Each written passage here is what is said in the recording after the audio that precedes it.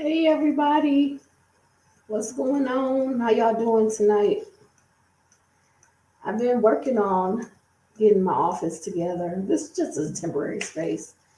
Um, and I ran across, you guys remember finger spinners? I thought they were called fidget. They're called finger spinners. I got one here, and you just spin it. I don't know if it's picking up. Yeah, it's picking up. Um, So this is good, like if you're stressed or, if you just need something to do, you can actually set it. Oh, it stopped. But yeah, I have these. I took one to work, and then I have one here, just something for me to do with my fingers. So yeah, I thought those were pretty cool. And when I ran across one, I had checked it out a little bit. It was still in the packaging, and I can't believe it was $4. Uh, I remember getting them from the Dollar Tree at one point. Maybe they started off at $4, but my package says $4. So maybe at the time they were new. Or this one has like this electric blue. I actually have this color on my feet, this blue color. Yeah, this blue.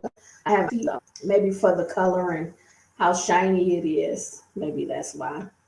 Um, but I want to make sure that you guys are seeing my full banner. Let me just make sure. For some reason, it's not it's not showing the full banner. Hmm, that's very interesting. I changed the banner, and for some reason, it didn't change. So now I'm gonna try to change it. I actually changed it, but it didn't save. So let me try that again real quick.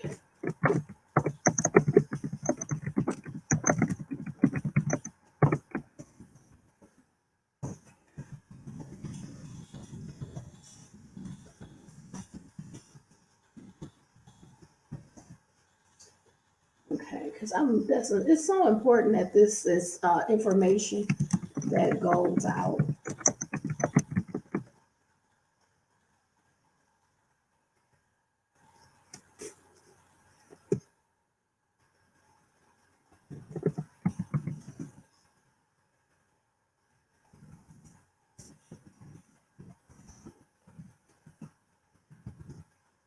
I just want to make sure that this is right. Oh, I changed it. Okay, I didn't press save, so that's why it's not properly displayed.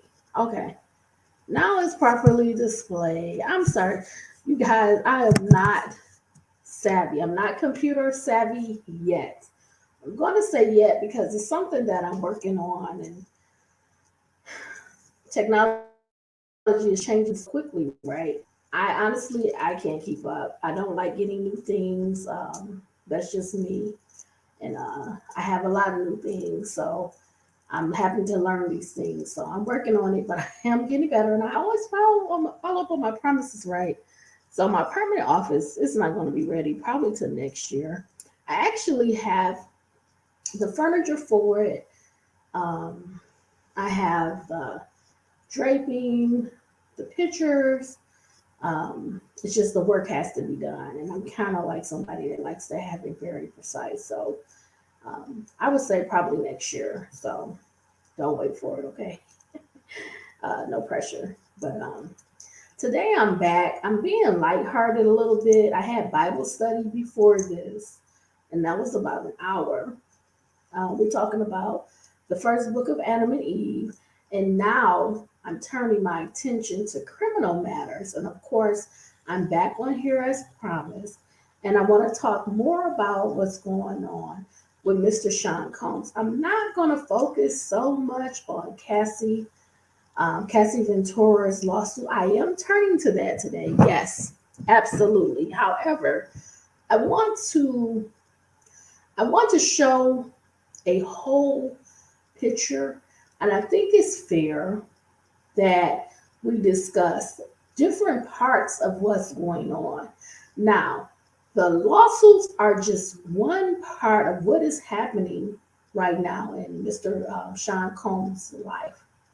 Um, I've already brought it to the attention that um, in the first video that I did, that he is now experiencing some challenges where um, he he's going to see a lot of different things in his past come out, right?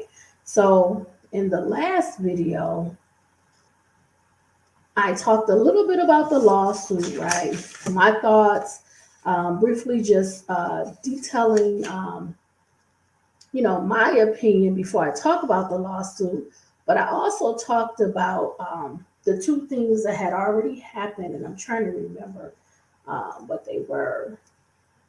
I'm trying to think. In that particular one, what did we cover? There were two stories that was going on about him. The lawsuit was one. I can't remember exactly what else in particular. Let me go back and look because I didn't cover everything. So we covered the other two lawsuits. I didn't cover anything that the two bodyguards have been reporting in the interviews. However, I have shared a lot of their videos or some of their videos on the Hidden Horror Facebook page. I also shared a video from Aubrey O'Day just speaking about but she was offered to have some of her writing rights to the music when she was part of the show Making the Band and when she became a member of the girl group Danny Kane. So, she was trying to tell the artist not to take the deal because it would pretty much be like a way of not being able to speak about any experiences they had, any negative experiences publicly with Mr. Combs or the different various business entities. So she was kind of encouraging people, hey, don't take the deal. So I kind of covered, no, I didn't cover that, but I shared that on the Facebook page.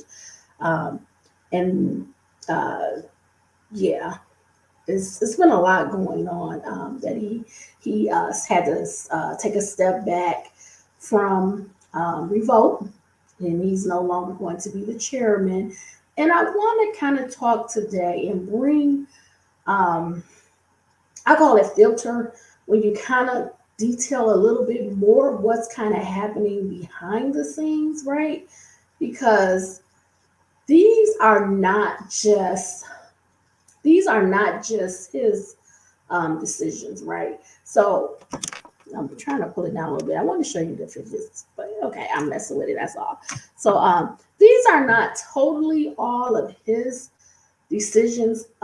Somewhat his power is being taken away from him. So he's going to be highlighted now in a negative way. This is going to affect not only his interactions with the lawsuits and those alleged victims, those people that are disgruntled and filing lawsuits against him.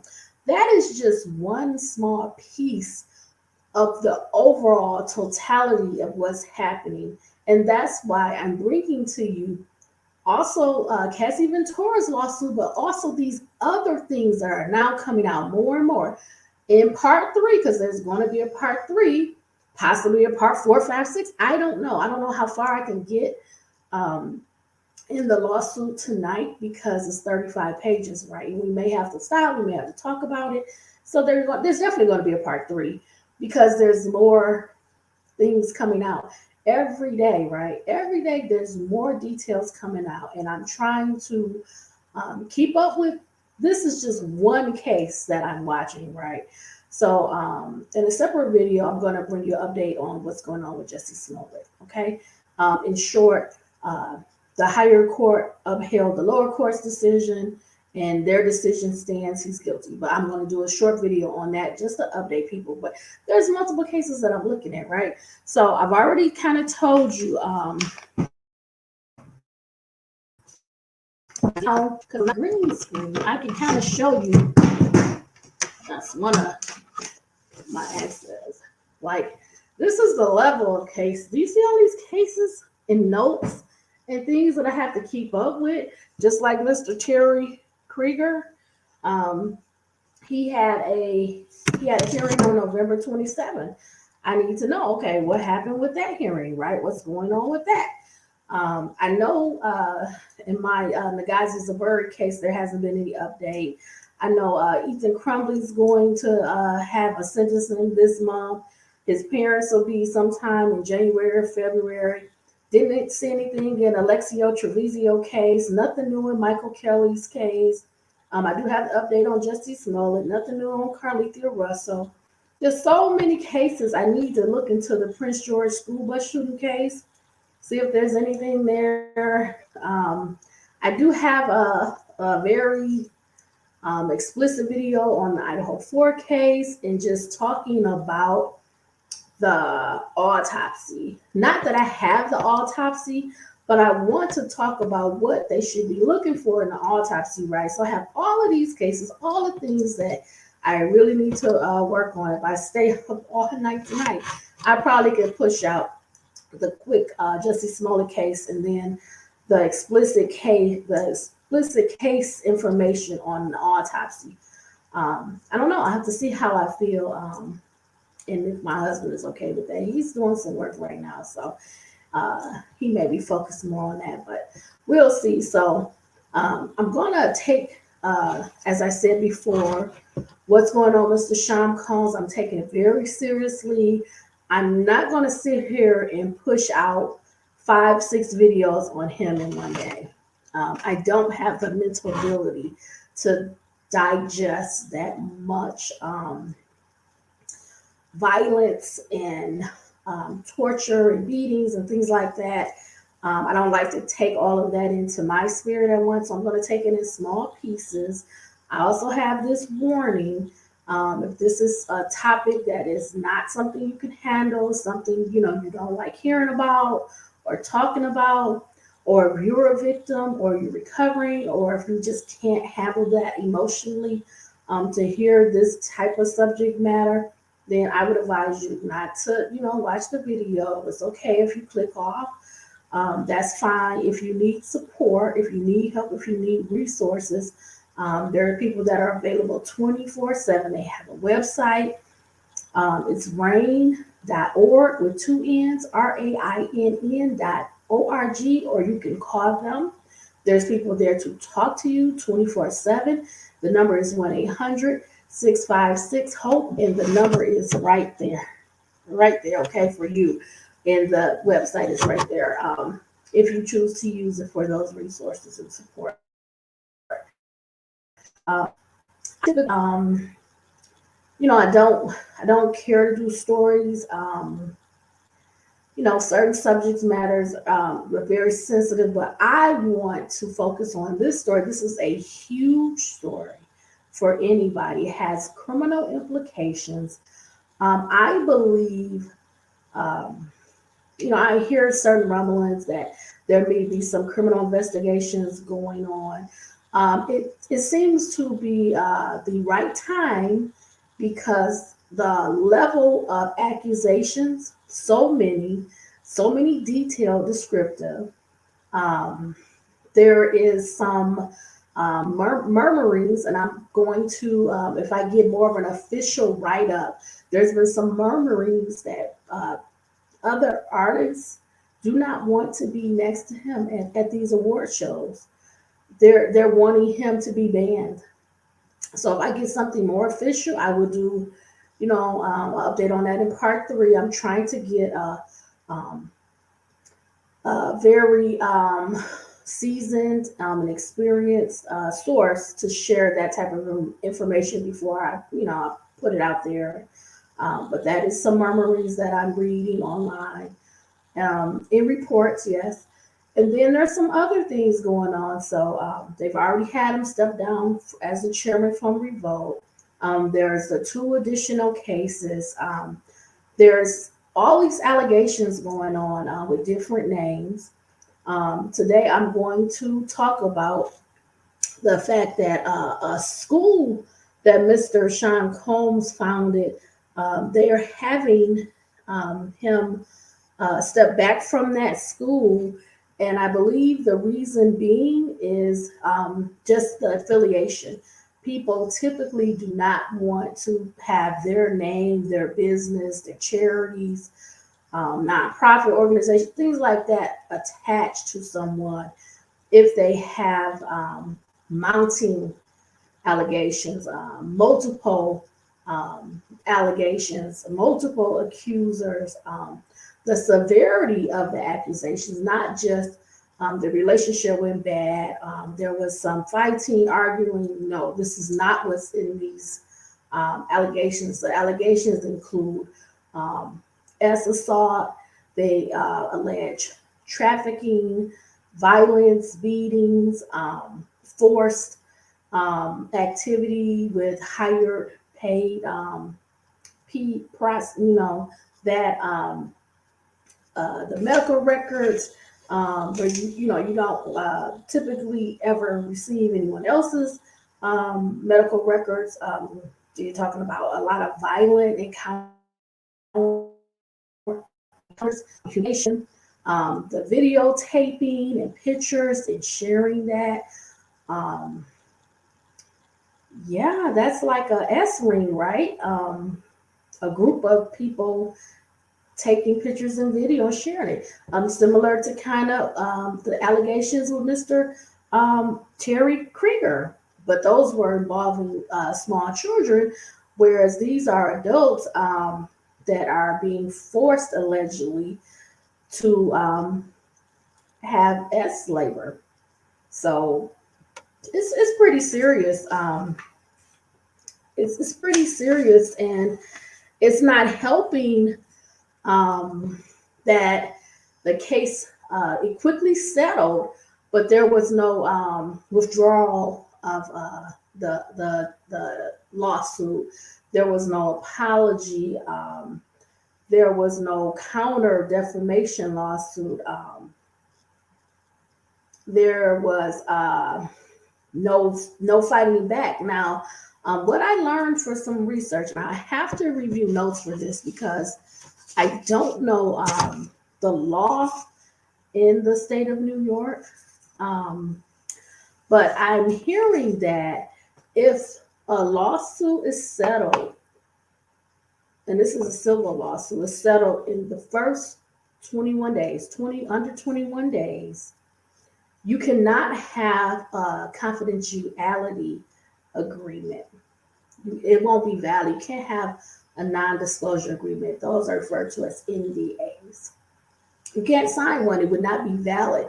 So for me, because this lawsuit, it was settled in one day, this would apply to the Cassie Ventura lawsuit against Sean Combs, right? This would mean that Cassie Ventura would be able, with her free will, if she chooses, to talk about the allegations, to write a book, to go on tour, to go on to talk shows, to continue to express any feelings that she had, because under the law in New York, if you settle under 21 days, you cannot have an NDA or a confidentiality agreement.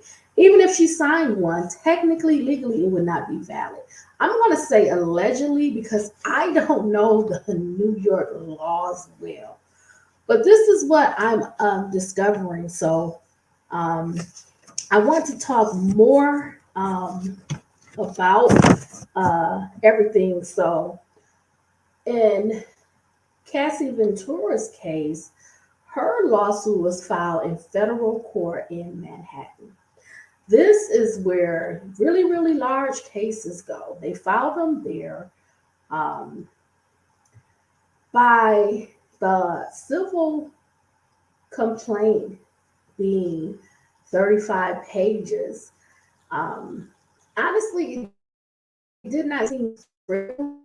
Be going to write such a descriptive way in detail, it would not be considered a frivolous lawsuit. It's very detailed. you can really follow the story, right? Also, it's coming out now allegedly that the initial original lawsuit was about 60 pages long. So the lawsuit allegedly was cut down from 60 pages to 35 pages. And what the allegations are is they're saying that a lot of the details were removed that talked about Mr. Sean Combs also interacting in a S manner with the male workers. So a lot of that was removed from those 25 pages, and also there was a lot of detailed conversations about Kim Porter. Kim Porter is Mr. Combs's ex-girlfriend and the mother of some of his children, and a lot of things that were referring to Kim Porter were also removed allegedly. Now, from knowledge and from things that I have read, uh, allegedly the lawsuit was in the works for months since like the spring. It was not a surprise. Technically, it appears that Mr. Combs may have known about the lawsuit back in the early part of the spring. So maybe this is how the settlement came so quickly. He was not blindsided, he was aware. Moreover, um, allegedly, any of his business dealings, so this would be companies that he owned. He may be the face of, say, a cologne, a liquor, um, just many, many ventures, right? The school, they would also be made aware of the lawsuit. And typically, when you have a lot of investors or you have a lot of business partners or you're involved in a lot of business, and if they get wind, if they get knowledge, if they are presented with that 60-page document allegedly, and it dwindled down to 35 pages, removing a lot of details that would have been possibly more criminal allegations or more detailed information, not just involving the humiliation of Mrs. Ventura, but maybe things that would be perceived as humiliating or embarrassing to Mr. Combs. Allegedly, they were removed out of the original lawsuit that was 60 pages. But my point is, if this lawsuit was known about, for example, say in April or May of 2023, there was a lot of time for anyone that had ties, financial ties, business ties, investment. Um, Maybe they would want to go another direction. For example, the clothing line, Sean John. Maybe they would want to make changes to that. Whatever, right? Whatever the connections are, there would have been months for some changes to be made to the commitments. So I'm saying that because now on a daily basis, we're reading about all of these changes, companies that are stepping back, companies that want changes made, the school that wants um, the the co-founder is Mr. Sean Combs, but they want him to take a step back. He's been given honorary degrees. That may change, right? So I'm just saying that when this case was filed by Mrs. Ventura, she used one of the largest um, litigious areas, Manhattan, where huge cases are filed. So she was taking, and her attorneys were taking this case very seriously. Now, we know that the actual 35 pages was all written documentation. But would there have been attachments to support these allegations? For example, if you're saying that you were beaten, drugged, as assaulted, would you have pictures? Would you have video? Would there have been attachments?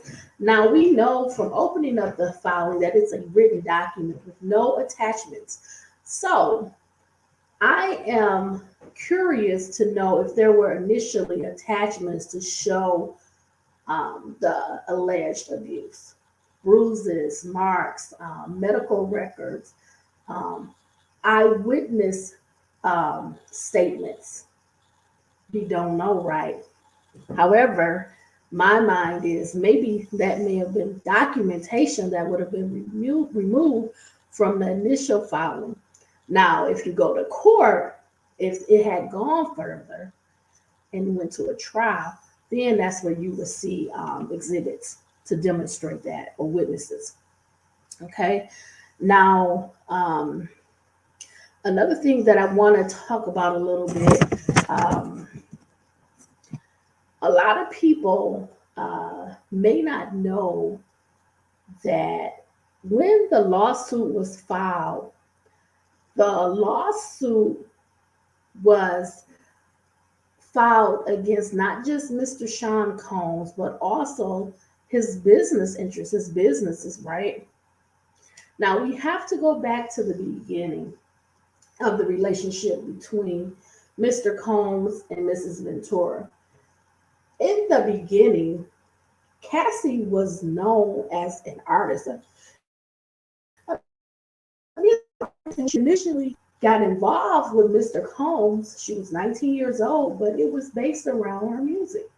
He may have liked her, may have had interest in her, but initially she was a musical artist signed to one of his labels. So he was in the position of being over her. Um, he was in the position of being her employer.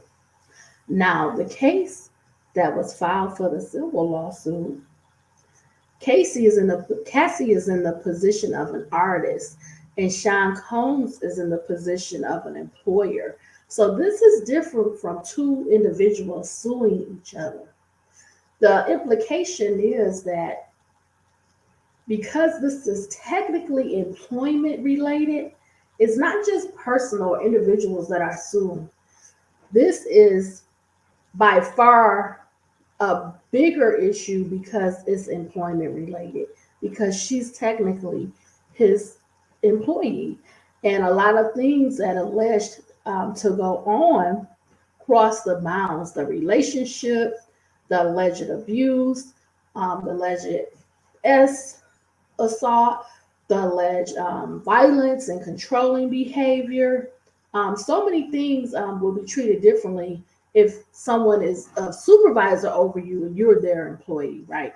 So I believe the reason that the lawsuit was not against just Sean Combs, but also whatever contract she was under, if she was signed to the record label as a music artist, um, that would just be one relationship. If they have publishing, whatever, there was multiple entities that was in the lawsuit. And I think this actually helped Mrs. Ventura because, um, some businesses you have to have insurance, and the insurance is going to cover some liability.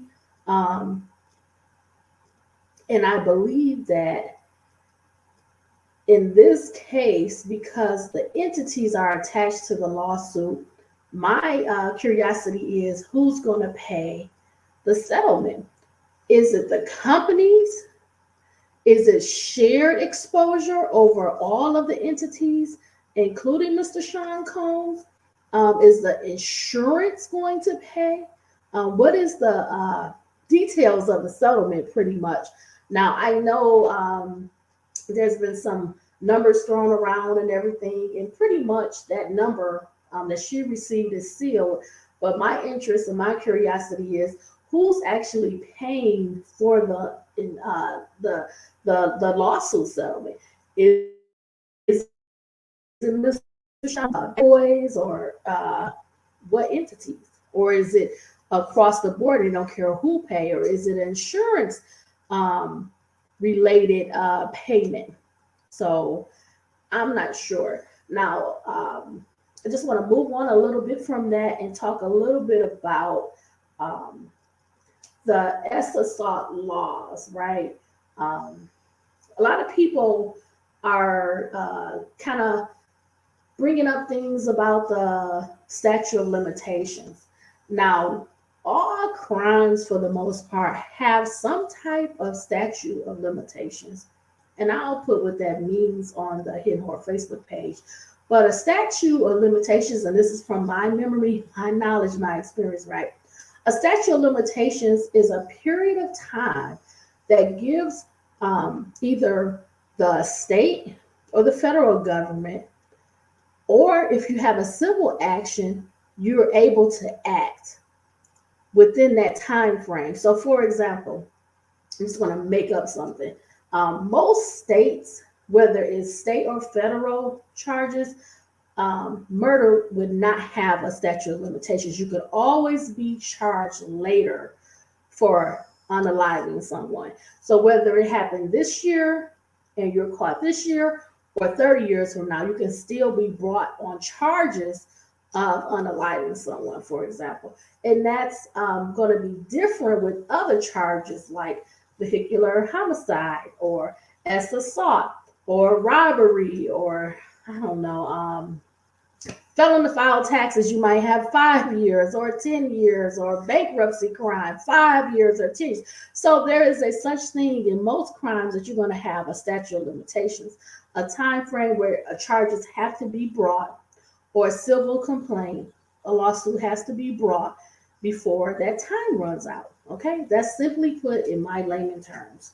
Now, a lot of people are kind of not really understanding how this kind of played a part in this lawsuit, because for whatever reason, the state decided to give a 1 year period where alleged victims could file a civil complaint, and they would not consider the statute of limitation. They gave it a 1 year period, and anybody could bring a civil complaint. So, for example, I was reading somewhere that our former president Donald Trump had a complaint filed against him. And again, we have three known civil complaints for Mr. Sean Combs. The one with Cassie Ventura, and then there were two others that I discussed in the part one video. Okay, so we have to understand the why, right? Why is there statute of limitations on these type of allegations as assault occurred, right? And I just want people to know that when you bring charges or you bring a lawsuit over time, right, we have to understand that there's going to be some reliability issues if you're considering any witness testimony, any evidence, if you have evidence that could be lost or it's diminished value, or you just can't have a period that lasts forever on all the charges, because it makes it very hard to prove. And you would have so many lawsuits, just, you have to put some kind of time frame for those charges. So by them giving a 1 year period in New York to file these civil complaints, you did have about 2,500 cases. That's what I read. There were about 2,500 cases filed over this 1 year. And to my knowledge, these three were involving Sean Combs. So there's always just going to be issues over time. People forget their memory. Things aren't reliable. You might not have as much evidence. The witness may not even be alive. You could lose evidence, or the evidence could diminish. It's just so many things that you have to consider. And that's why we have limitations on when you can file charges, okay, or file a lawsuit. So I want to just notate something that, from my knowledge, Mr. Sean Combs did not respond to the complaint allegation. So typically when a complaint is filed, you will have the opposite side respond, allege that, say for example, on December 3rd, 2023, Mr. Henry kidnapped me from the uh, Kroger's, at 6 p.m., they would have to respond to that. And then if I said, after I was kidnapped or abducted, I was then assaulted by Mr. Henry at his home, he would have to then answer that. So there's a complaint file, and then you answer each allegation in the complaint one at a time, right? Or you can categorically deny them all, or you could categorically admit to them all, or you could admit and deny each one. Okay, so in it, from my knowledge, there was no answer file to the complaint at all, but it was settled in one day. Okay, so I'm not surprised that there was no response to the complaint. Um, you know, I'll put it to you like this: it's not a big deal, because courts, they need people to settle, right? They can't take every case and go to trial.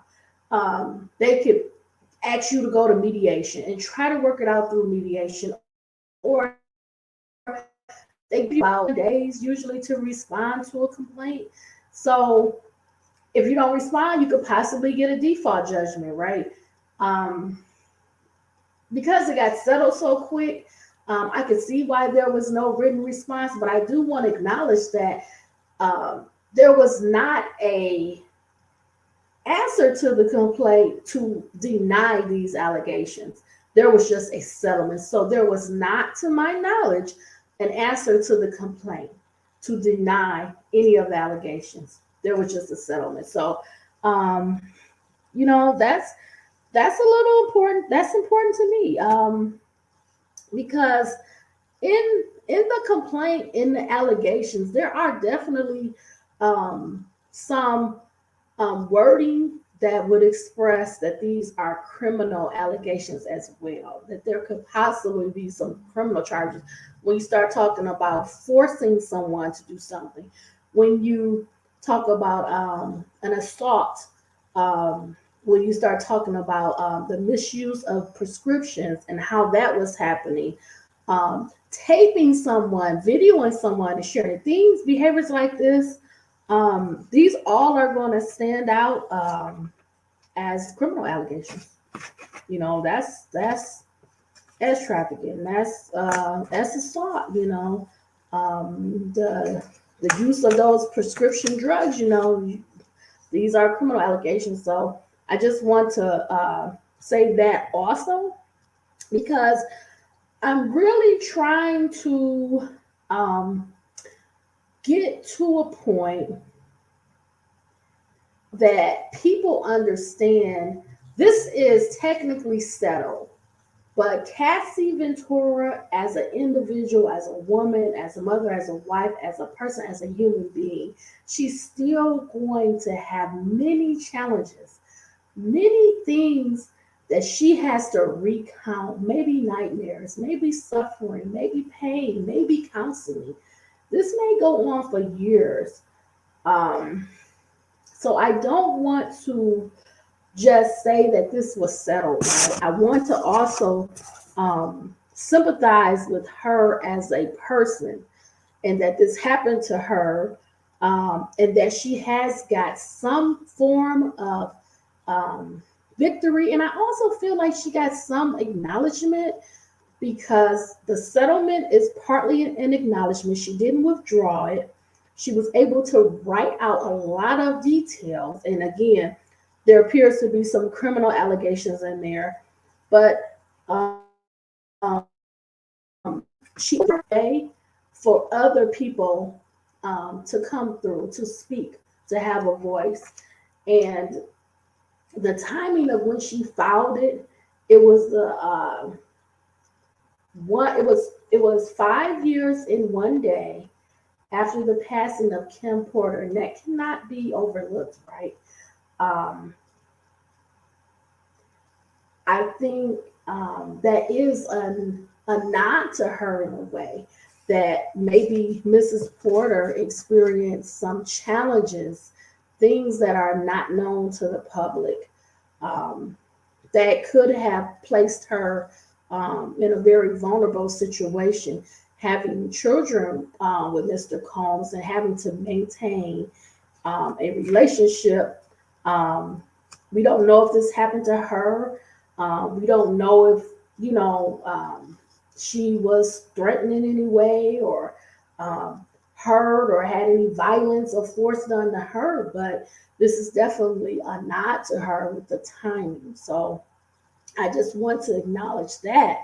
Also, I think she's helped a lot of women um, because this is ringing around the world in every state, and I believe in other countries, because he's at that level, right? He's a top tier executive, a musician, um, a boss, a leader of businesses. He's had a great reach. He's had for decades now a big hand in artist development, artist creations, um, being on TV, having various TV shows, building and selecting young people into the industry, forming, creating groups. He's had power, a lot of power, and we will never know. The average person will never know um, how many people he came across. When I look at those videos of Usher when he was younger, when I look at the videos, it's pretty concerning. It's pretty alarming. Um, I saw a video of a younger Justin Bieber, and that I could see in his face when he was talking, when he was challenged by Mr. Combs, and why you don't come around me anymore, why you aren't spending time with me, and I have these gifts for you, and I could just see it in his face. He was trying to have some distance, and this can crush a person. And crushing is something that can destroy you. If you do not have a strong mind, if you're not able to gather yourself, your thoughts, and get a hold of your mind, I'm sure it took him years to rebuild himself, to repair all of the damage that happened to him. Also, I saw a video where Mr. Combs mistakenly said that he and Usher, when Usher was a teenager, was sleeping and sharing a bed together. And I was thinking, why would a grown adult male have a underage young person in the bed with him? It was beyond inappropriate. It was clearly an uncomfortable situation where it slipped out. He just said it. And, I wonder, what has happened to all these people, all of these youths that he have had access to, that he has been asked, can you shed some of your experience? You have this legacy. You've been able to create these groups and form these groups. And some of the groups, most of them had great success. But if you refer to them shortly after being introduced to Mr. Combs, most of them had a demise. They were not able to stay together. They were not able to maintain. Some of them suffered with drug use. Most of the groups broke up. They did not have harmony. They did not have longevity. Um, and most of them are not, um, they're not satisfied with their treatment and the deals and the contracts that they signed. And it's very sad because he was an executive, he was an artist, he had colleagues, people saw it, and everybody dismissed it.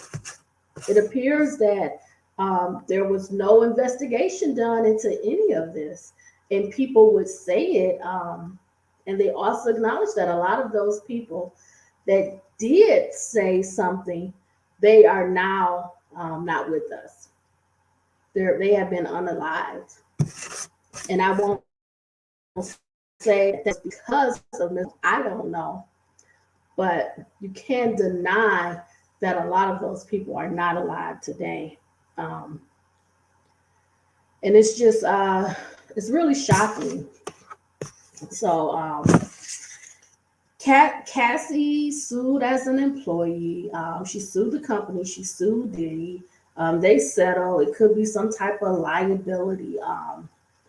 And I want to say that I believe the power was taken away when they attached the businesses in the lawsuit.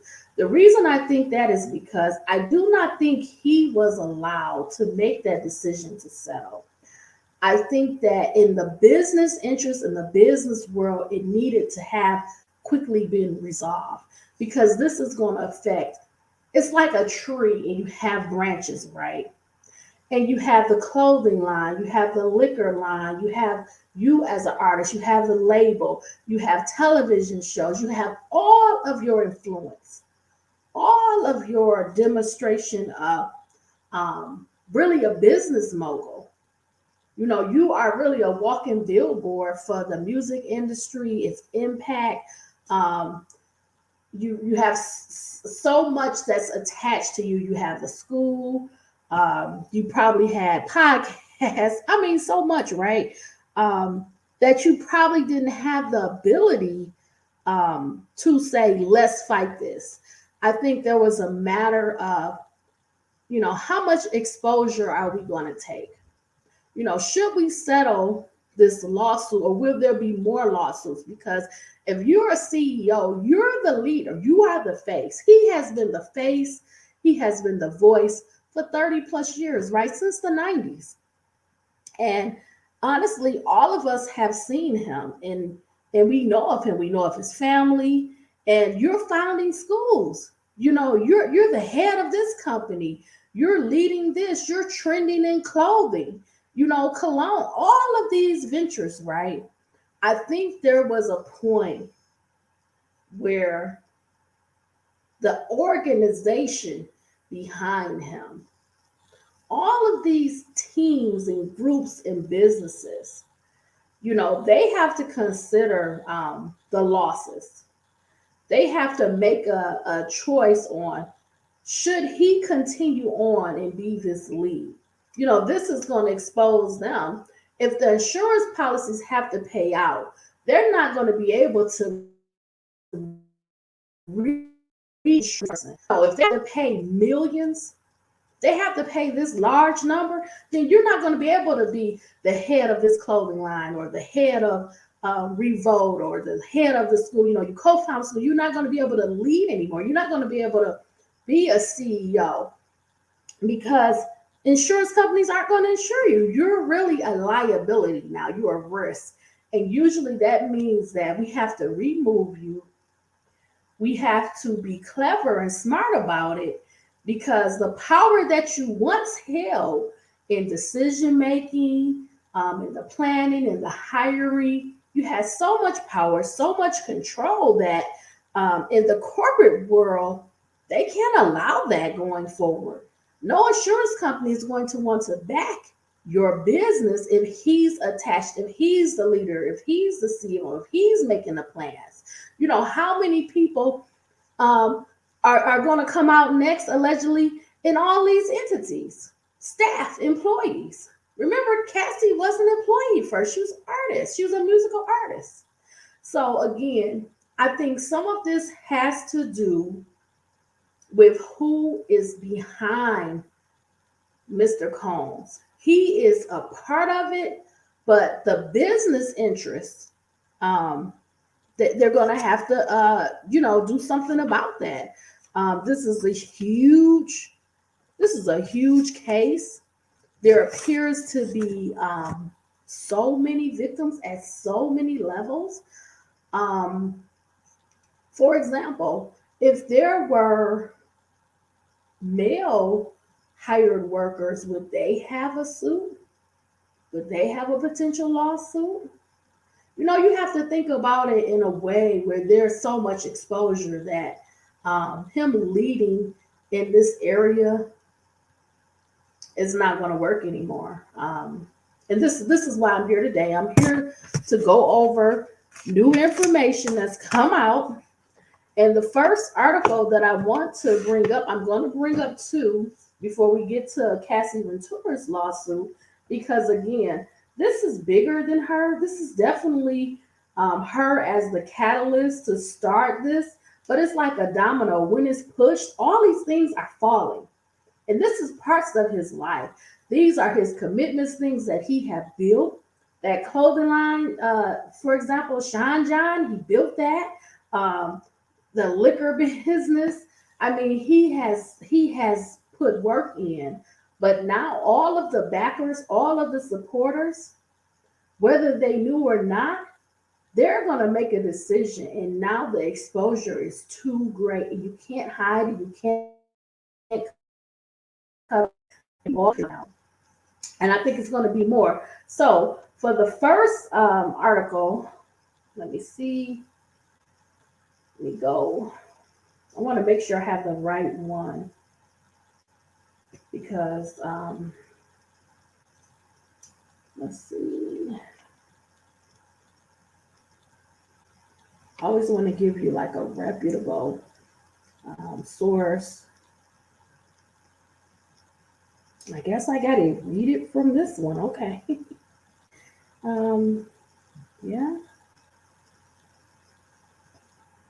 This is from radaronline.com.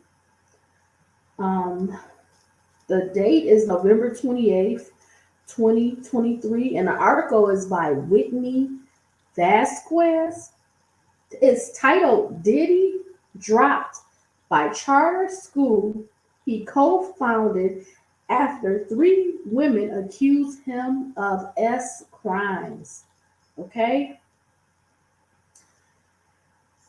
Another one bites the dust. Hours after it was revealed that Sean Diddy Combs stepped down from his role as chairman of Revolt, the Harlem charter school he founded 7 years ago, cut ties with him, RadarOnline.com can reveal.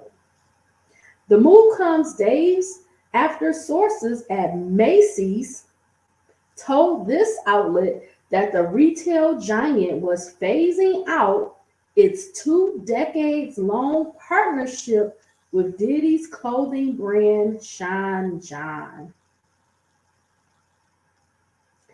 Capital Prep Harlem opened its doors with the help of Diddy in 2016. The charter school released a statement from Dr. Steve Perry, the founder of Capital Preparatory Schools, on Tuesday, confirming the news. Following a comprehensive evaluation, a decision has been made to end the partnership between Capital Preparatory Schools and Sean Combs, the statement read. While this decision was not made lightly, we firmly believe it is in the best interest of our organization's health and future. Perry's statements come after RadarOnline.com left several voicemails and emails for individuals at the school, all of which went unanswered. Revolt, Diddy's media company, also revealed he was temporarily stepping down on Tuesday. I'm looking for something to write with. Gotta take a note. I'm sorry. I gotta take me a quick note because when I tell you, it's bad. I need like a notepad. Something I could take a note on because,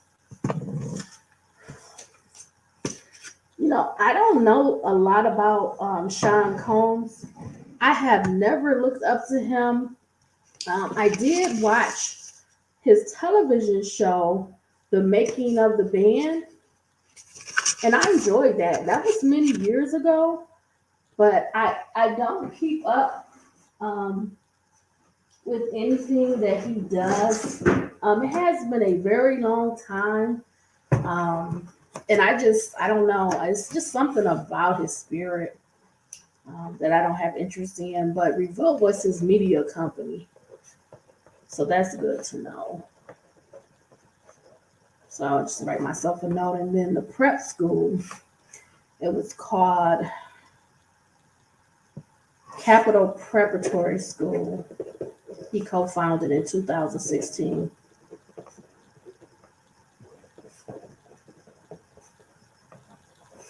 I have to keep my notes because it's just so much with him. And now Macy's,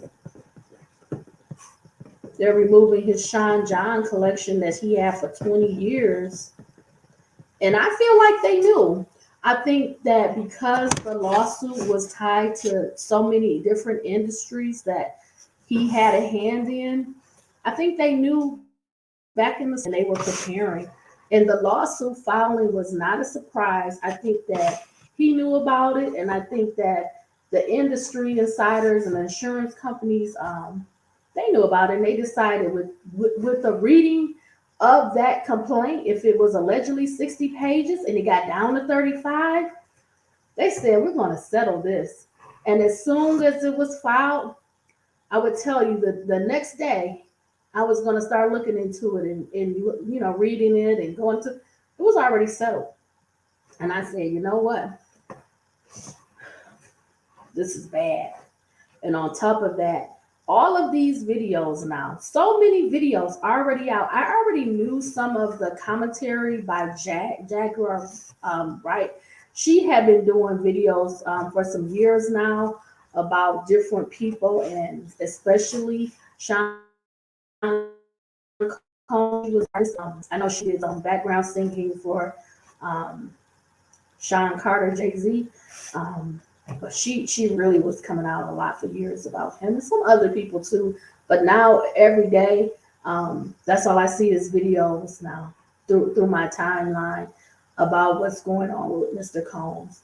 And again, this is about Mrs. Ventura's lawsuit, but it's an overall. We have to diagnose everything overall that's going on, not just the lawsuit, because what good would it be for me to just read the lawsuit to you? We want to go into detail. We want to have an understanding of all the reach that this one person had. How many lives was destroyed? How many people were hurt, damaged, abused, assaulted? Like, this is like worldwide at this point. This is a huge reckoning, and we got to talk about it. We have to be clear and we have to be thorough. Okay, so let's continue on.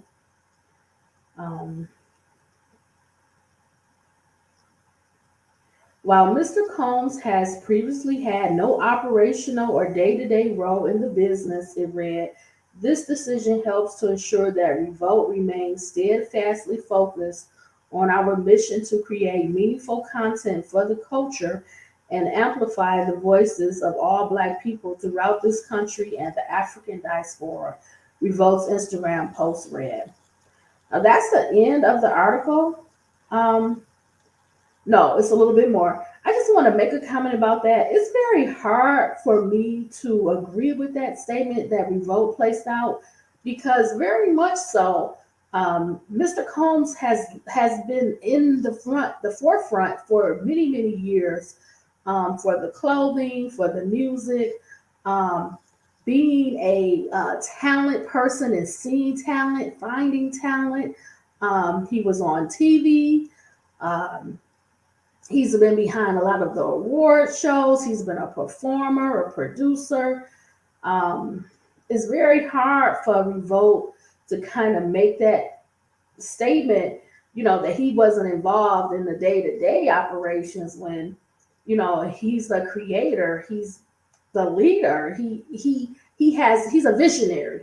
He's someone that can see an overall picture, bring it to life, find the talent, place the talent, help with the structure. So it'd be hard for me to think that Revolt can say, well, he wasn't involved in the day-to-day. I mean, I don't think going forward he will be. I don't think he can, because the liability for insurance coverage is just so great. I don't see how this with the exposure is just too great now for insurance policies and They're going to have to remove him from anything he has in his reach, because he would be a liability for people to sue the company, and they're allowing him to lead, knowing the allegations that's out there. These are severe. These are criminal allegations, also. Okay, so let's go on. Let's finish reading the last part of this article from Radar Online. Yes, it's going slow. I don't know. Can I get it up? Let's see. Maybe I can get the end of the article.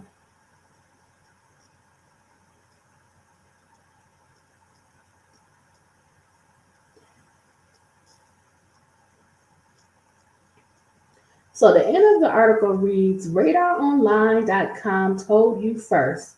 Macy's was the first to dump Diddy after his ex, Cassie, sued him, accusing the rapper of R, abuse, S trafficking, and more. Last week, sources connected to the retail giant spilled that Diddy's products were being removed and won't be available on the site. So you will not be able to find any of the Sean John brand on the Macy's site, with an insider sharing. It's the course of business. I agree. It's about business now. They're going to insulate themselves away from him, separate themselves from him.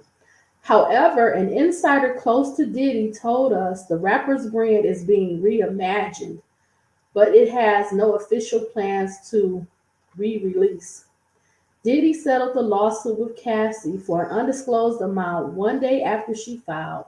Her ex denied the allegations against him, but his legal issues didn't stop there. After Cassie settled, the two other women stepped forward with allegations against him. As RadarOnline.com reported, a woman named Joy Dickerson Neal claimed Diddy D um, when you give somebody medication and they're out, and S assaulted her when she was a student at Syracuse University in 1991. A female who filed under Jane Doe sued the rapper, claiming he and singer Aaron Hall took turns R-ing her in either 1990 or 1991. Now, I did see a video of Aaron Hall, and the things that he said, it was disgusting. He talked about his S activity, and it was really alarming. I don't know if that's an old video. I would just advise maybe not say anything, maybe get some legal representation, because this is not looking good. This is criminal activity. It really is. Um, Diddy has denied the allegations, with his rep releasing a statement about the two additional lawsuits. The claims involving alleged misconduct against Mr. Combs from over 30 years ago and filed at the last minute are all completely denied and rejected by him. He recognizes this as a money grab. Because of Mr. Combs' fame and success, he is an easy target for accusers who will falsify the truth without conscience or consequence for financial benefit, his spokesperson said. Um, okay, so that's the last of the article. As I said in part one, my prior video, I can't just agree with that comment, only because I looked at the similar allegations, similar activities, similar behavior. When a person, that behavior goes unchecked, they may feel empowered. They may feel that a person doesn't have the ability to say no, or no one can tell them no. Um, you can't just blankly say it's for the money. Maybe some of it is the money. Maybe a person would feel better if they were paid some kind of funds. But the reality is, this is very similar. Describing it, how the person is, given some medicine, and they S assaulted. That's similar. Being very young and he's older. Just similar things being forced. and them switching and the other person doing it. Then allegedly, Mr. Combs went to one of the victims and threatened them and used violence like that. That's similar behavior, right? Let me fix my little. Okay. That's similar, right? So you can't just say, no, because that's not sufficient. So that may move forward. Some rumors that I saw over this past weekend was there have been talks of other settlements with other people, um, allegedly, that there's multiple, not just these lawsuits, but other people that are putting some fillers out and letting it be known that they are willing to come forward, with information. So this isn't going away. Again, we may not know the extent of everything that happened. However, I don't think since this started that it's going to go away, and it's not going to go away overnight. Okay. So let's go to our second article. It's by NBCnews.com. Okay, it's dated November 22nd, 2023, and it's titled Digio Cites Diddy R Claims and Renewed Push to Keep Him Out of Tequila Ads. Sean Combs, who denied and promptly settled the allegations, faces criticism from various corners of his commercial empire, from his liquor partnership to his media brand. So now they're talking about the tequila brand, the liquor. Okay. So that's DIGO. I just want to get them all right. So we have Revolt, which is the media company. We have the Capital Prep School, which is he co-founded in 2016. We have the Macy's, where his son Sean John clothing brand has been there for 20 years. And now we have the Digio, the liquor brand. Okay, let's read. Oh, and this story is by Nicole Chowders, Sarah Ruberg, and Diana Dazrath. Okay, let's give them credit, give them a read if you're able to. Hit the link on the Hidden Horror Facebook page. Okay, Sean Diddy Combs, who settled R and abuse allegations with the singer Cassie last week, faces growing scrutiny in the midst of his push to refresh and expand a business portfolio he spent decades cultivating. Now, we cannot deny that. For the last, this is 2023, so I can say at least 30 years, he has been at the forefront of the music industry in various capacities. Like I said, the clothing brand, Bad Boy Records, just being an artist himself, being someone that can find talent, other musical artists. I thought he was a writer. I'm not sure if he was writing those songs or not, because there's a lot of ghostwriting, but just in various capacities on TV, at the award shows, he's been at the forefront. You know, and it's been like 30 years. Okay. So, in a letter filed with a New York court Friday before the settlement, the London-based spirit maker Digio cited the accusations to bolster its months-long effort to prevent Combs from serving as the face of DeLeon Tequila.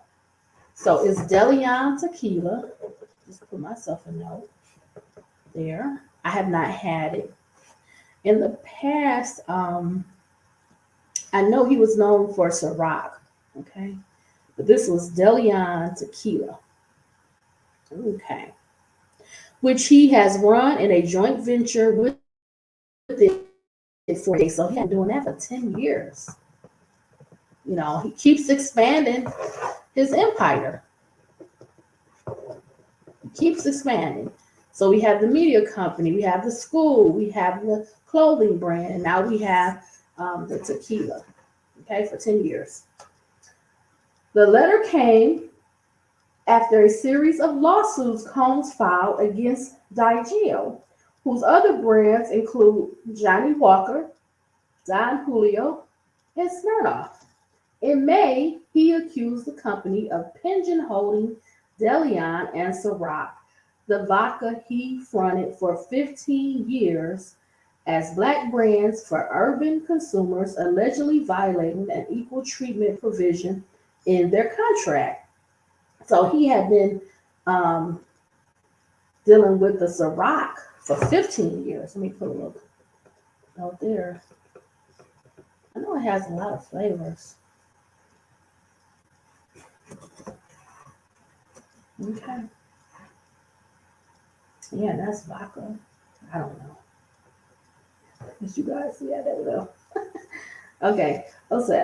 So in a subsequent October complaint, so he started in May of 2023, saying that there was some treatment, there was a provision in the contract that involved equal treatment, and he felt that he was not being treated equally, and that they violated the contract allegedly.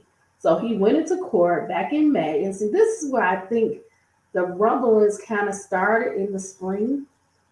Remember, I said that earlier in this video, and maybe they knew, you know, you when you're going through something, um, and legally it's going to come out, you have to tell your investors, your business contacts, people you have an interest in. They have to know. They have to know the exposure, the risk, right? So I'm sure this was more of a reason for them to try to separate themselves from Mr. Combs. And I can remember all of the different advertisements. I can remember seeing on TV the promotions, the ads for different liquor. I can remember them being dressed up and at a party, and then the black and then the white. I can remember all of that. So yeah, he did that for years. Okay, but let's keep going. In a subsequent October complaint, Combs said Diageo had blackballed him from the spirit industry over his racial discrimination claims, which have been put on ice until next spring. So they said, no, no, no. We're not going to deal with this till next year, to 2025. So know that this boom, this tsunami is going across the internet. People are talking about it high and low, left and right, north and south, east and west. What's going to happen? How can you be the brand, the face of this brand now? I won't even tell you the implications. Like, I'm sorry, but these implications is kind of scary to think that this person gonna be the lead of the brand. Okay. He alleged in last month's retaliation suit that the company was sending him the message, speak up and you will be punished. Diageo ended the Ciroc partnership over the summer. Oh, they ended the Ciroc partnership over the summer. Oh my goodness. I need like a, let me get a reality pill. Oh my goodness. They ended Ciroc partnership in the summer of 2023. They ain't playing around. And look how long he had been with Ciroc, for 15 years. Oh my goodness. I wonder if they knew about the pending lawsuit. You know, it's their job to keep track of what's going on. And I think you have to disclose. So, yeah. Okay. Diageo ended the Ciroc partnership over the summer, saying at the time that Combs had breached his contract, but the parties are still feuding over the use of up to $15 million in advertising and promotional budgeting, some of it for DeLeon's marketing next year. Yeah, I remember this, right? When he's like at the piano or he's at a party and they're in their black and white and they're just laughing and having fun, enjoying themselves. I remember these advertisements. Okay, let's continue. In recent months, Diageo has argued in court documents that Combs' accusations of racism, which it denies, have already made him an ineffective spokesperson because he did it publicly. How do you represent a company that you feel is racist to you? But it's also hard to think that this company would be racist to him when he's been involved with them at least 15 years with Ciroc, and then 10 years with the DeLeon tequila, DeLeon tequila. And I'm sorry if I'm misquoting that, but at least yeah, 10 years with the DeLeon tequila. That's a hard one to prove. I kind of agree that you would be very hard to deal with. That's something that you kind of don't want to put in writing. You try to settle behind in the boardroom because once you put that in writing, it's kind of hard to go back on that. But let's continue. The new public and disturbing accusations against him risk devastating and permanent damage to the tequila brand, the company said Friday. So this is hot off the press. They said Friday, adding that one influencer had already asked to cut ties with DeLeon on moral grounds. That's what I was thinking, but I didn't want to say it. That's what I was thinking, but I didn't want to say it. Like, how can you have him as the face of a adult liquor brand with the accusations that he's drugging people, allegedly? That's pretty scary, right?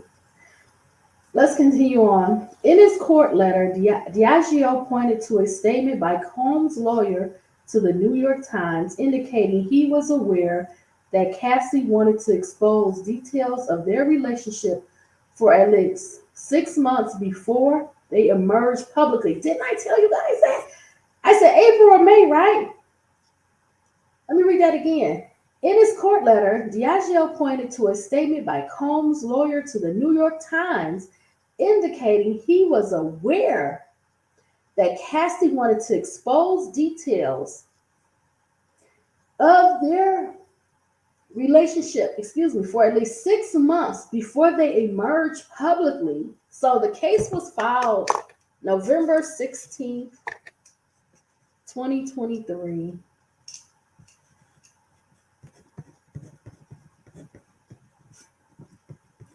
So they're saying he knew 6 months prior.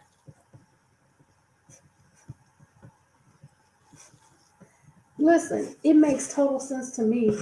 And the reason I say that timing makes total sense, because how do you respond in 24 hours with the settlement number and it's done? I think he knew about it, allegedly. And I also think he was prepared with the backing, with the business network behind him to settle. That was the recommendation. That was the agreement to settle. I don't know if it was related to some insurance or if they're going to have some liability insurance that pays. I don't know. I don't know who got who has the actual payment to make, if it's insurance because it's tied to all these businesses, the lawsuit is, or if it's Sean Combs. However, it does knowledge prior to, and I believe potentially he would have had the knowledge prior to, and that was what the quick settlement was about.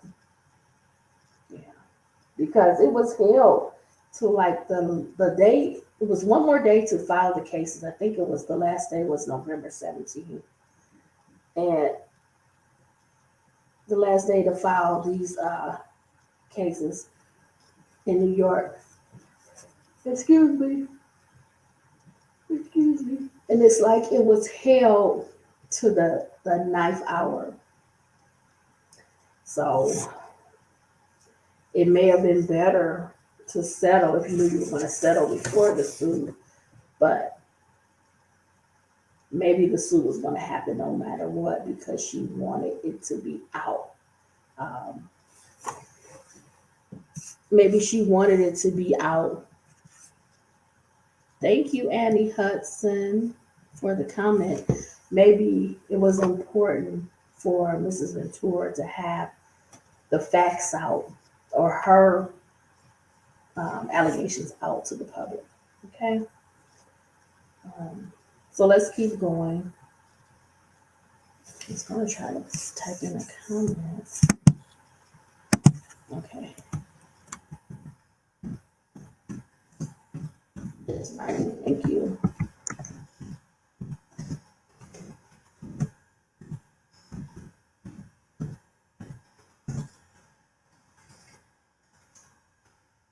Okay.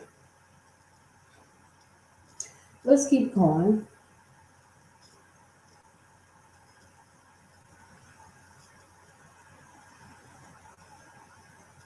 So one influencer had already asked to cut ties with the Deleon brand on moral grounds.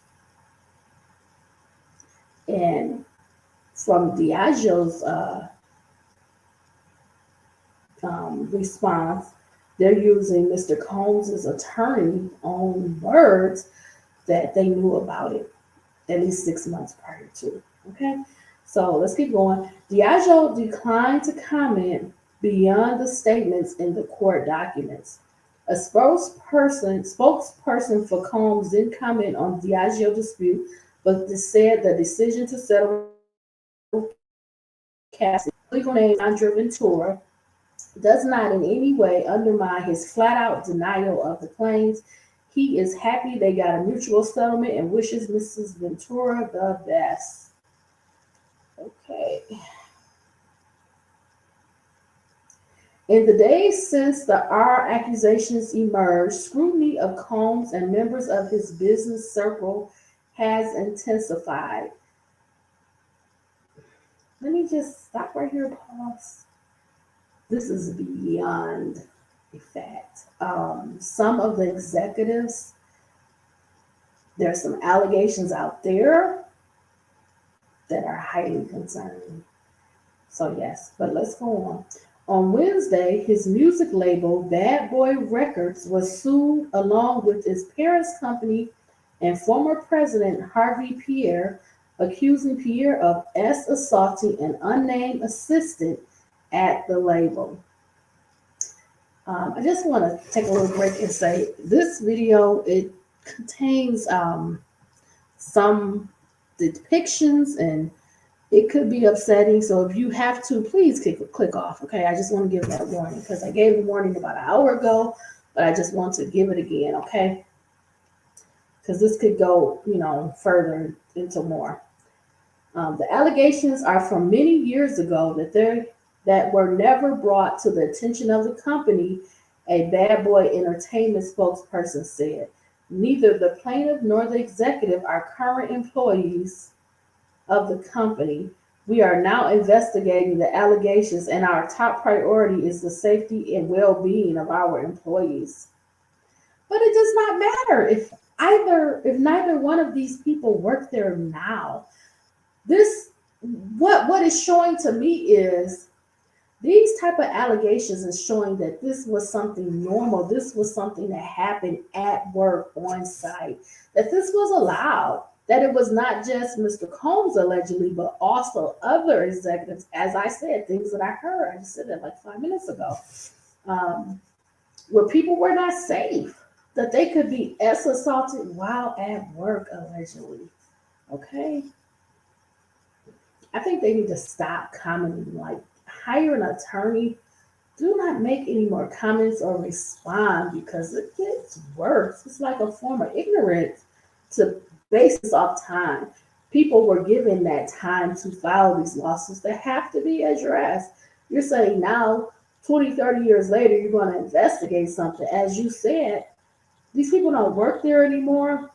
You might have to go to trial, go to court or settlement because what are you going to invest there? Are you going to try to find these people now? If they're filing a lawsuit, prepare for the trial or a settlement, okay? So let's keep going. Pierre didn't immediately respond to requests for comment. On Monday, a co host of a podcast on Combs Revolt Media Network announced she wouldn't participate in a third season. This is getting worse. Oh my goodness.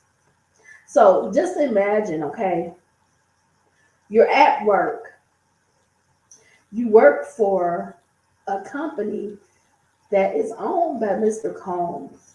These allegations come out. And because you work there, you're so uncomfortable with these allegations as an employee, as a current employee. You may be triggered, traumatized. This may cause you stress, anxiety. You may have to see this person, and you know that allegedly this person did all these awful things to another human being. This has to be a lot, right? Okay, let me continue to read. Ooh, okay, have to calm down. Calm down. Because I don't want to let this get into my spirit. So I just want to like take these. Like I haven't even got to the lawsuit, and it's like the things that's being said is just so awful. Okay, all right. So on Monday, a co-host of a podcast on Combs Revolt Media Network announced she wouldn't participate in a third season. In quotation marks, I am an S assault survivor and I cannot be part of a show that's supposed to uplift black women while at Diddy leads the company. Don Montgomery, who hosts Monuments to Me, a podcast about black women's issues and successes posted on X or Twitter.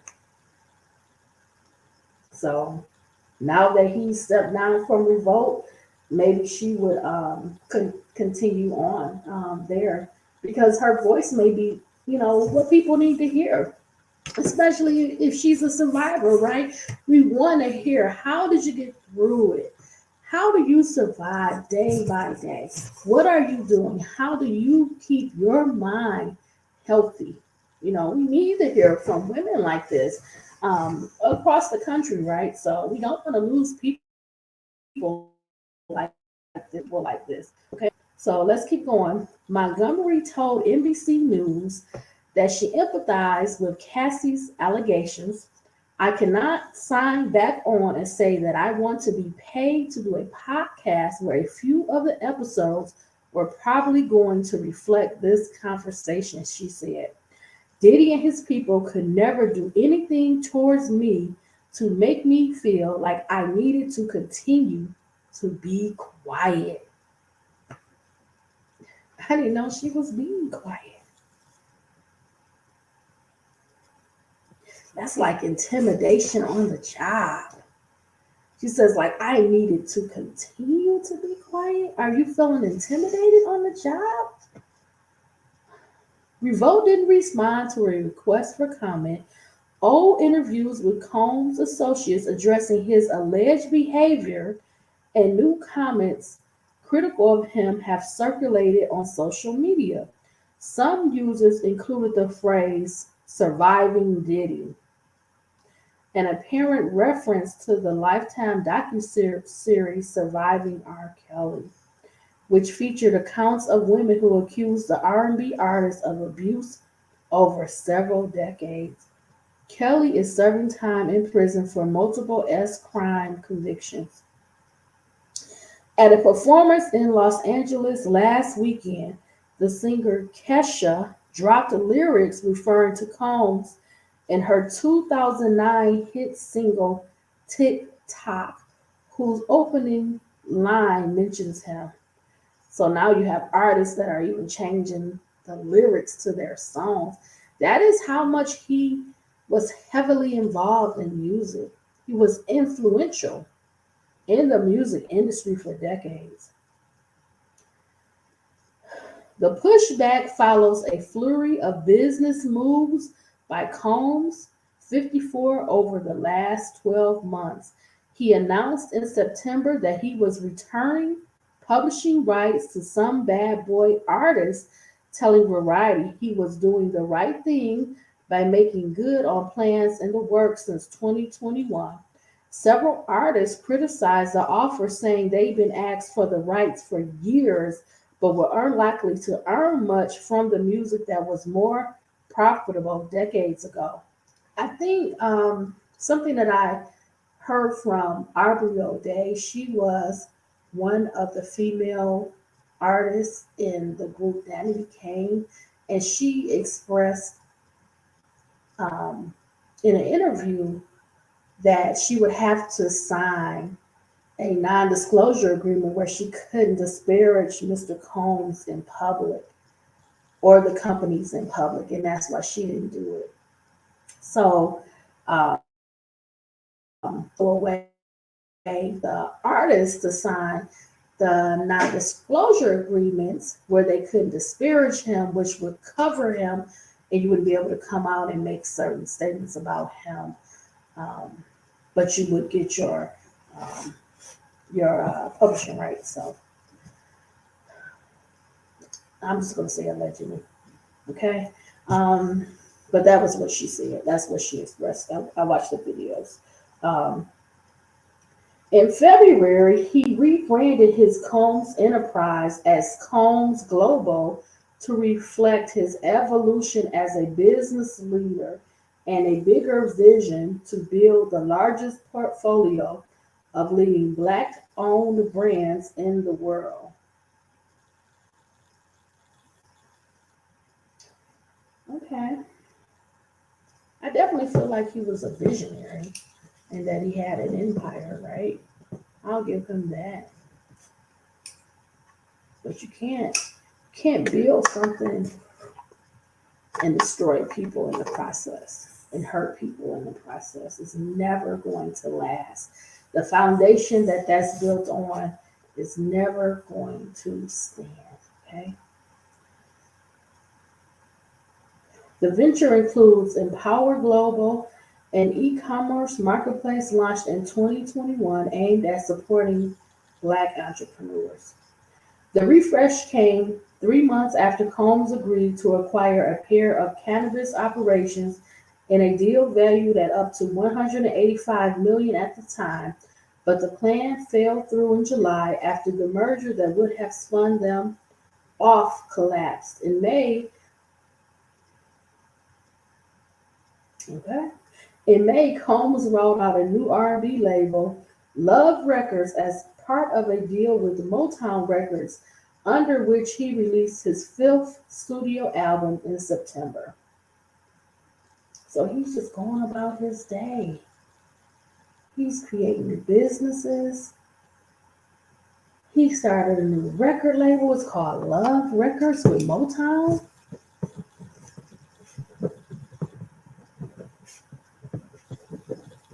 And they said that was in Love Records. That was in May. So he possibly knew about the allegations with Cassie then. But the cannabis business fell through. He released the fifth studio album. So he's just going about his day.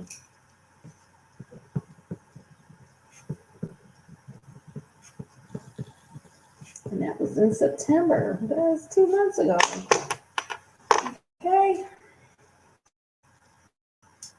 Combs, whose net worth has been estimated at 1 billion, shot to fame in the early 1990s as a music promoter turned talent director before he set out to run his own label with Bad Boy Records, representing artists from the late Notorious Big to Faith Evans.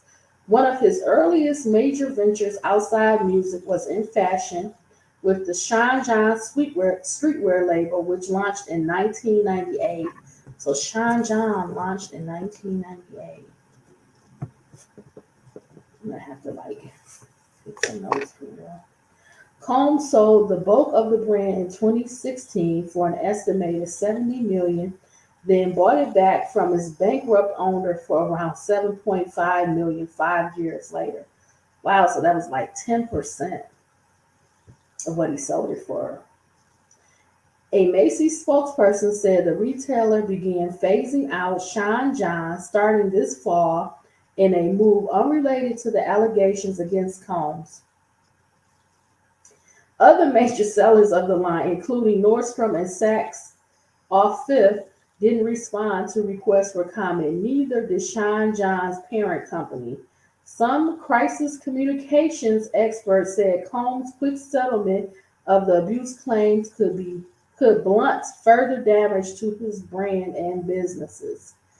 Diddy avoided much of that pain by getting this thing resolved quickly, said Evan Neerman, CEO of the public relations firm Red Banyan. I think resolving the legal matter and having it completely closed to their mutual satisfaction is going to help inoculate him against seeing his career permanently destroyed. So we only care about careers, we don't care about people and how we make them feel. And if we harm them allegedly, we don't care about none of that. We gotta stop putting money first. He said he wasn't surprised that other celebrities and major brands largely haven't weighed in. I expect people to remain quiet on the topic now while it's in the headlines, he said, adding, this is not going to have a lasting damaging effect on him. I mean, I don't know the CEO of this public relations firm. I have no idea who he is. But when we start in a place where we're saying you can damage another human being, destroy them, disrespect them, humiliate them, and violate them, I'm going to say allegedly, and that it has no effect on them, their career, their business interests, I think it's sad. I think it's just a sad view. Um, but I'll leave it there. Now, I just want to pop in and remind people, if you're watching this video, if you're having any issues, you can click off at any time. If you need some support, you can go to rainn.org, or you can call 1-800-656-HOPE, where you can get some support, some resources. Someone can answer that call and talk to you right now. Their call center is 24/7. Okay? So I'm going to need a notebook when I go over Mr. Combs, because this is a lot. A lot. Okay, so now we're going to turn our attention to the actual lawsuit. And I'm not going to read a lot of it tonight because this is a lot. This is definitely a lot on a person's mental to read this. So I'm going to see.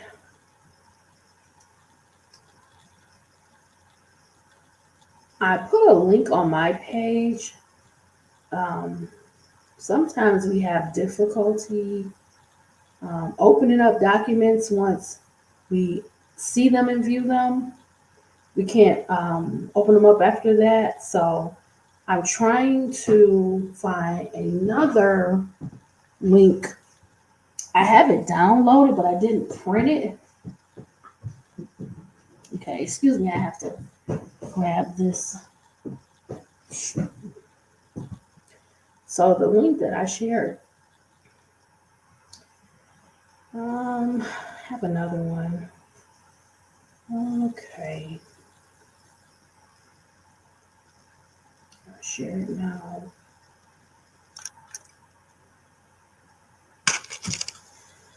Give me 1 second. Let me try this other link.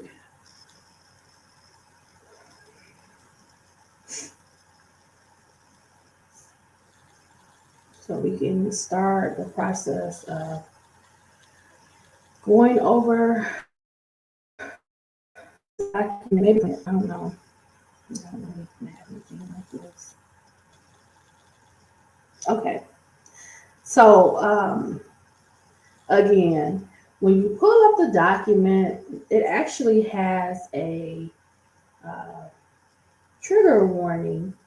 And again, this is me just sending a warning out to you that the information contained, okay, in the complaint is going to include very graphic information.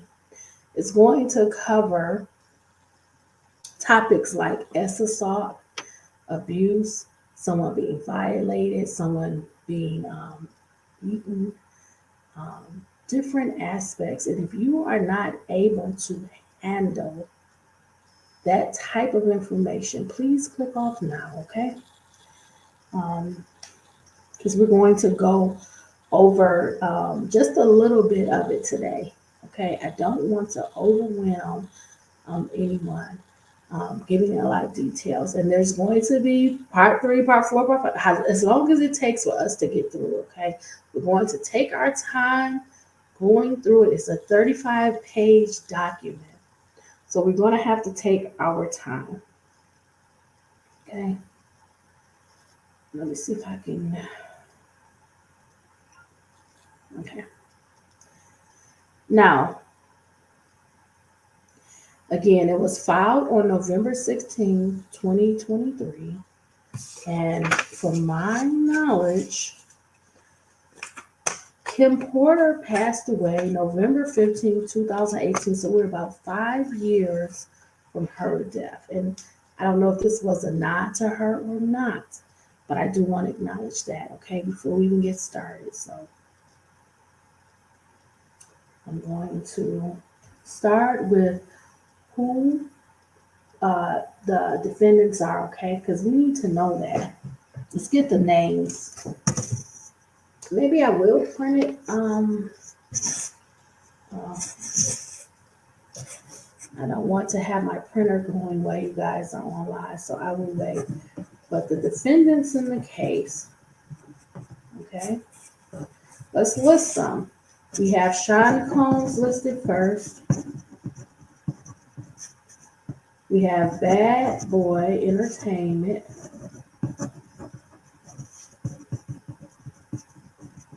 Okay. We have Bad Boy Records.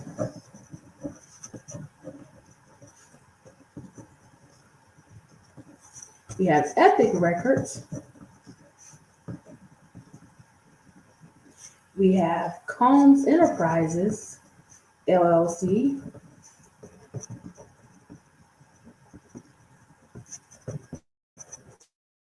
And we have N 1 through 10. Okay. Now, when I was talking earlier, I was referring to the defendants. And was the exposure across all of the defendants shared, or was there just Mr. Combs? And then was there any type of liability, commercial liability insurance that may have been triggered to pay out the settlement? Because this is Bad Boy Entertainment. Well, Sean Combs listed first as an individual, okay? But everything else, these are entities, these are businesses, okay? So Bad Boy Entertainment, Bad Boy Records, Epic Records, Combs Enterprises, and then Doe Corp's 1 through 10. So there may be some kind of attachment listing them, okay? So those are the defendants in the case. And I wanted to see, I tried to post the complaint as I'm viewing it as a 35-page document. I don't know that it posted. Nope, it didn't. it just shared the article again. So I would just recommend like pulling this up, hitting the link, and pulling it up, and you'll be able to view it because it would be a lot for me to post the 35 pages. I think I'm going to print them just so I can make notes. So this is how it reads. This is page one. In fact, trying to see. Okay, so so we're going to go through pages 1 through 5 because page 6 starts the actual the allegations. Okay, so pages 1 through 5 is just like just information, you know. Then we'll start the allegations in part 3. Okay, so we'll start page 6 next time, where it gets to the allegations. Okay, so we're going to go through pages 1 through 5, and we should be able to go through these fairly quick. I mean, it's 5 pages, but it's just background information. Okay, so plaintiff Cassandra Ventura hereby alleges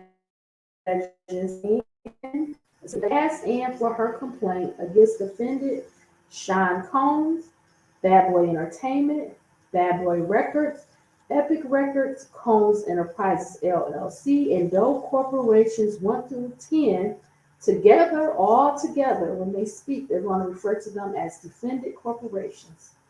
And together with Mr. Combs, these will be the defendants. Okay, so when you hear me say defendants, they're referring to that group.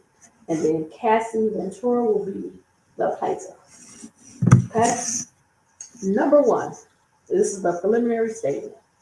Defendant Sean Combs is a rapper and record executive popularly known by his stage names Puff Daddy, P. Diddy, or Diddy. Mr. Combs came to fame in the early 1990s with his record label Bad Boy Records. He rose to prominence in the music and entertainment industry over the decades and is regularly referred to as a hip hop mogul. That's true. Number 2, in 2022, Mr. Combs received a Lifetime Achievement Award at the BET Awards. During his acceptance speech, Mr. Combs stated, "I have to give a special shout out, thank you, love to the people that was really there for me." He named a number of people before adding, "and also Cassie for holding me down in the dark times, love." Okay, now we're on page number 2, number 3. The truth, however, is that Cassie, Miss Cassandra Ventura, was held down by Mr. Combs and endured over a decade of his violent behavior and disturbed demands.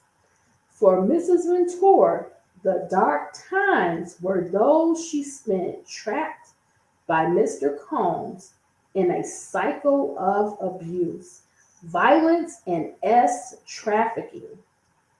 Among other violent and unlawful acts, Mr. Combs, okay, now these are where the bullet points are, okay, so we're still under number 3, but they break each one down into bullet points. Armed Mrs. Ventura in her own home after she tried to leave him, often punched, beat, kicked, and stomped on Mrs. Ventura, resulting in bruises, burst lips, black eyes, and bleeding. Blew up a man's car after he learned that he was romantically interested in Mrs. Ventura. Forced Mrs. Ventura to engage in acts with male workers while um, doing something on himself and filming the encounters.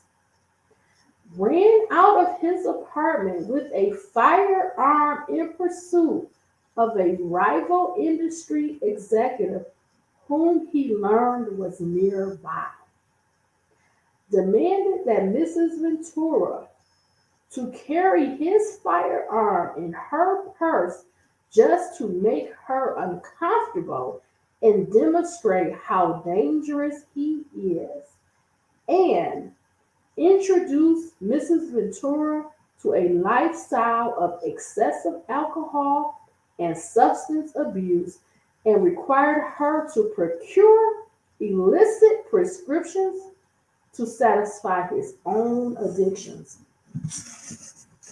Number four, Mrs. Ventura met Mr. Combs in 2005 when she was 19 years old and he was 37 years old. He signed her to his label, Bad Boy Records, and within a few years, lured Mrs. Ventura into an ostentatious, fast-paced, and drug-fueled lifestyle and into a romantic relationship with him, her boss, one of the most powerful men in the entertainment industry, and a vicious, cruel, and controlling man nearly 2 decades her senior. I'm just making a note, you guys. Number five, Mr. Combs asserted complete control over Mrs. Ventura's personal and professional life, thereby ensuring her inability to escape his hold. He provided unprecedented avenues for success for the aspiring artist, but in return demanded obedience, loyalty, and silence.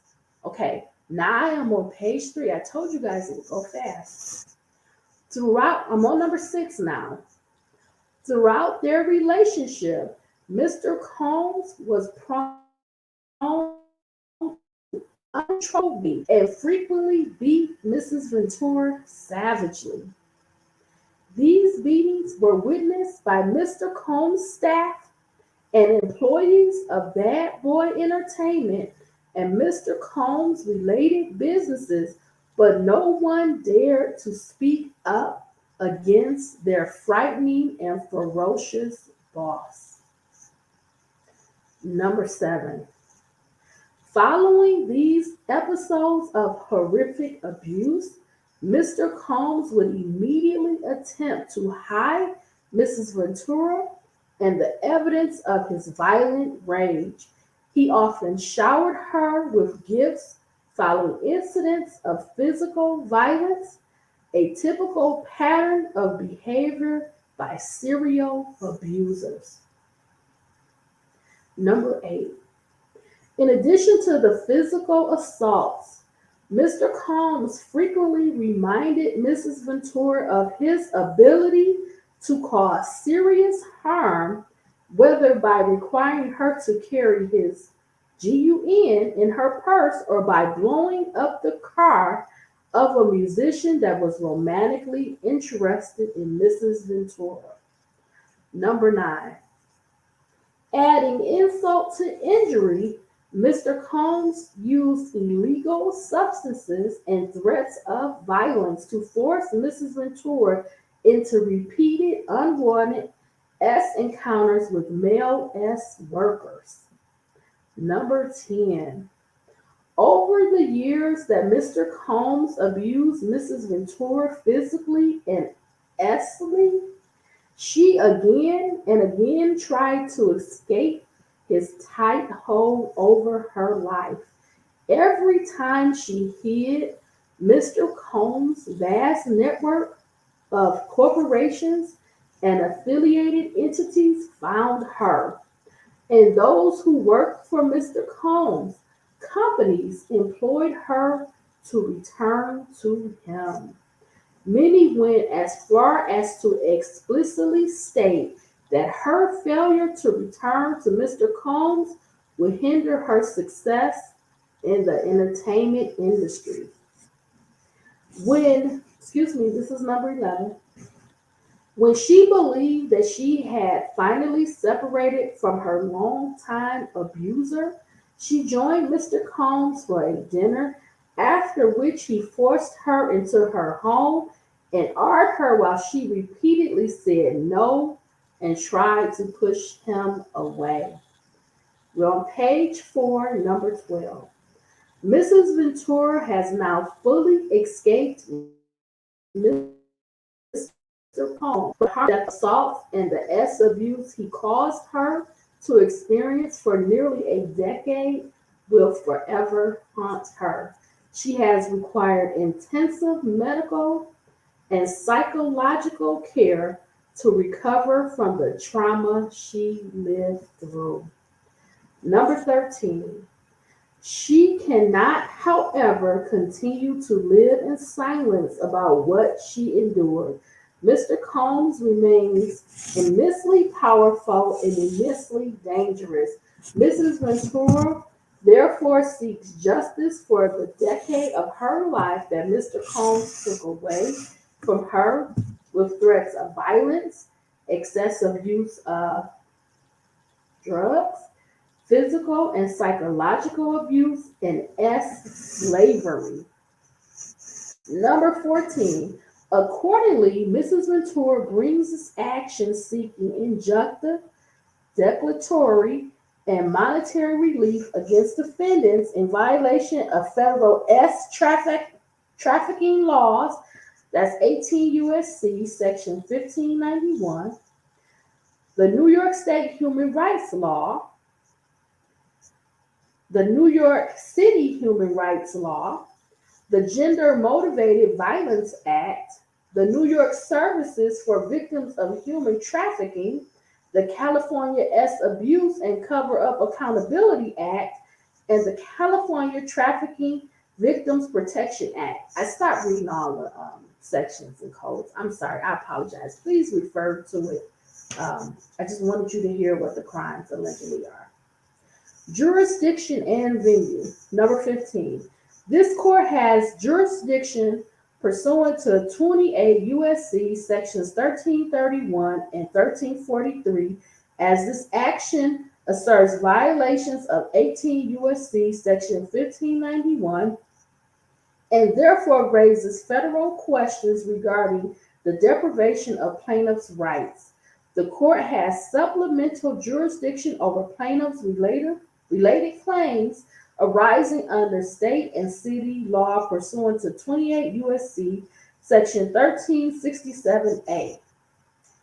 Okay.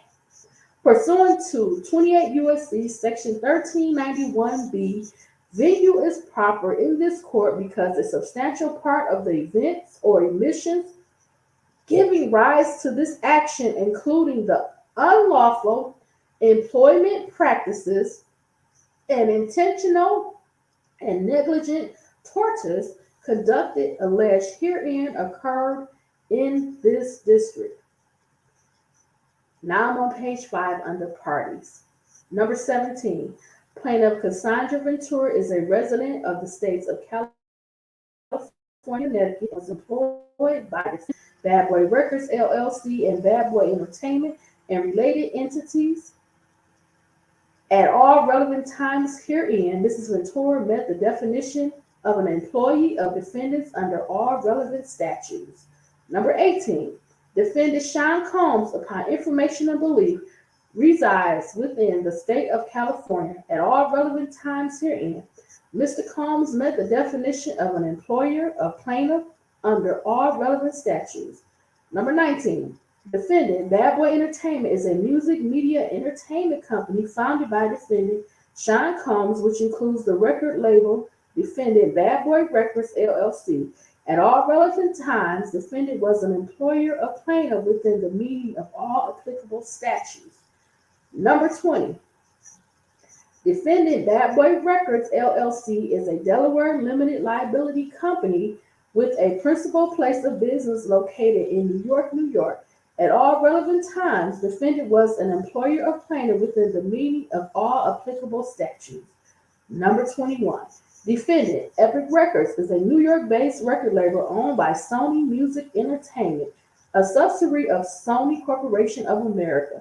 At all relevant times, defendant was an employer of plaintiff within the meaning of all applicable statutes. Page 6. Number 22. Defendant Combs Enterprises, LLC, is a New York limited liability company. At all relevant times, defendant was an employer of plaintiff within the meaning of all applicable statutes. Number 23. Defendant Doe Corporations 1 through 10 are corporations and entities affiliated and associated with defendant Sean Combs and the defendant corporations. At all relevant times, defendant Doe Corporations 1 through 10 were employers of plaintiff within the meaning of all applicable statutes. Now, we're stopping here. We're at 2 hours. We will pick up where we are, page 6, factual allegations, okay? We're going to pick up there in our next update, which will be part 3, okay? I said a lot. I don't think I have to say anything too much. We already know who Sean Combs is. He was the visionary. He was the face. He was the entertainment insider, mogul, businessman. He was the face of Bad Boy Records. You know, he was there through those years in the 90s. We've seen him grow. We've seen him develop. We've seen him build the Revolt Media Company. We've seen him co-found the school. We've seen his clothing, the Sean John brand. We've seen him with the, I know him for Ciroc, the liquor. We've seen so many different aspects of him in the music industry as a father, as a leader on TV. And we are about to see this other side of him, the side of him that we would not know outside of just what we see in the news and what we're shown, right? This is going to be another side of him, a different part of him. And from his settlement,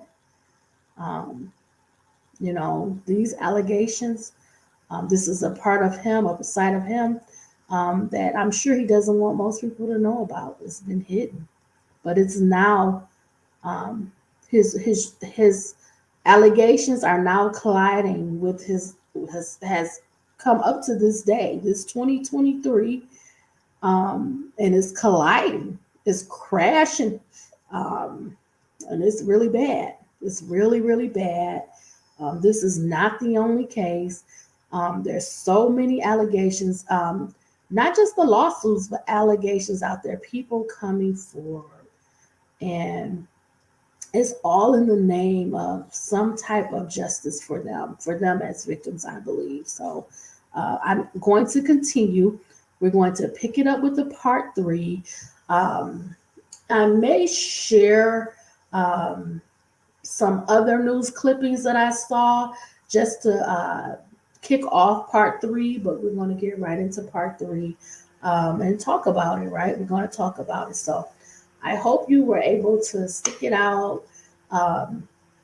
Please like, subscribe, and share so you can get the notification.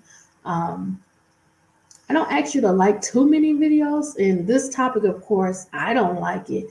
But for it to be an algorithm, for people to see it, for it to generate, and so people can see the conversation, right? We have to start liking and sharing the content. So please like, please share, and if you don't mind, subscribe if you like the content. If you enjoy hanging out with me as I grow and develop and keep bringing you this great criminal news, right? So thanks for checking this video out. Hopefully I will see you in part 3. Please check out part one if you didn't get a chance, okay? Or you can play them back to back to back, okay? So thank you for spending this time with me. Please remember to stay smart, stay safe, stay savvy, be well, my friends. And I will see you in part three very soon, okay? Take care, friends. Bye. Bye, my friends.